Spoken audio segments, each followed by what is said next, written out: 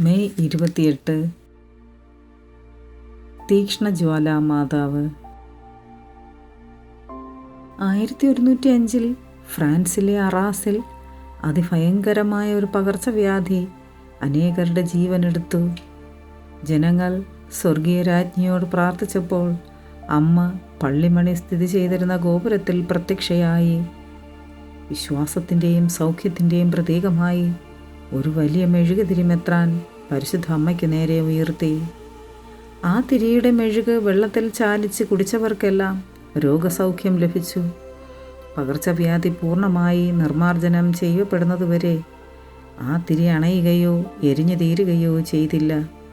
മാതാവിനോട് നന്ദി സൂചകമായി അവിടെ 1140 ഒരു ദൈവാലയം നിർമ്മിക്കപ്പെട്ടു. പരിശുദ്ധ അമ്മേ, ദൈവമാതാവേ, ഞങ്ങളുടെ ഈ മഴക്കാലത്തുണ്ടാകുന്ന എല്ലാ പകർച്ചവ്യാധികളെയും ഞങ്ങൾ അമ്മയുടെ മുമ്പിൽ സമർപ്പിക്കുന്നു. അമ്മേ, പകർച്ചവ്യാധികൾ പടർന്നു പിടിക്കാതെ ഞങ്ങളെ എല്ലാവരെയും സംരക്ഷിക്കണമേ. Ave Maria.